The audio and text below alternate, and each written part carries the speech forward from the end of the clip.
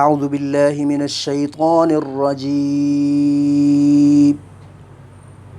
بسم اللہ الرحمن الرحیم یا بنی اسرائیل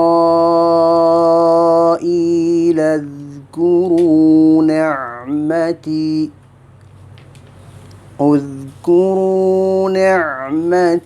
التي أنعمت عليكم وأوفوا بعهدي أوف بعهدكم وإياي فارهبون یا بنی اسرائیل، آج میں آپ کو ایک تجویدی قاعدہ بتا دیتا ہوں۔ بنی اسرائیل، بنی اس میں یا حرف مدہ ہے، یا ساکن اور اس سے پہلے کسرہ ہے، تو یہ ہے، اسے کہتے ہیں یا مدہ۔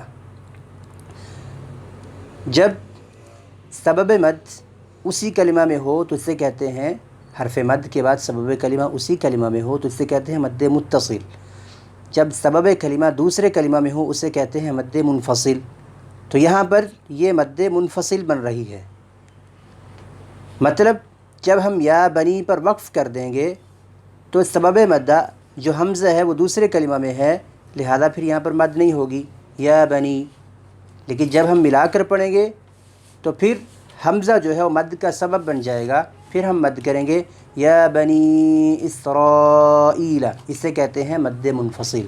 انفصال کا مطلب ہوتا ہے جدا ہونا، ٹھیک ہے، تو یہ ہے مد منفصل۔ اس طرح کے جتنے بھی کلمات ہیں یعنی کہ مد منفصل کے، جب ہم وہاں وقف کر دیتے ہیں اور سبب مدہ کو ساتھ نہیں ملاتے تو اس وقت مد نہیں ہوتی، جیسے ہی سبب مدہ ساتھ ملتا ہے تو پھر وہاں پر مد ہوتی ہے۔ اب ہم آتے ہیں ٹرانسلیشن اور تفسیر کی جانب۔ یا بنی اسرائیل، یا بنی اے اولاد، اسرائیل اسرائیل کی، اسرائیل حضرت یعقوب علیہ السلام کا لقب ہے اور اس کا معنی ہے عبداللہ، یعنی کہ اللہ کا بندہ۔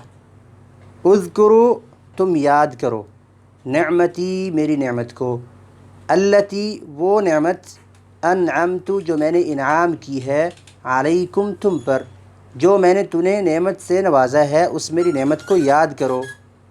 اللہ تعالیٰ نے ان کو کیا نعمت دی؟ اللہ تعالیٰ نے ان پر بہت سے انعامات نازل کیے، بہت سے انعامات ان کے لیے اتارے۔ موسیٰ علیہ السلام کو ان کی طرف مبعوث فرمایا اور ان کو فرعون کے ظلم سے نجات دی۔ وَأَوْفُوا، اور تم پورا کرو، بعہدی، میرے وعدے کو۔ اب اللہ تعالیٰ کا وعدہ کیا تھا؟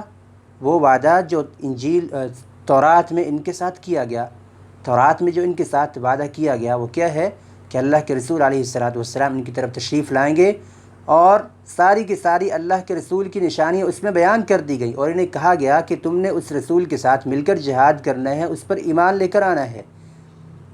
وَأَوْفُوا بِعَہْدِی، میرے وعدے کو پورا کرو، اوفی بعہدکم، میں پورا کروں گا، بعہدکم، تمہارا وعدہ، یعنی کہ تمہیں پھر جنت سے نواز دیا جائے گا۔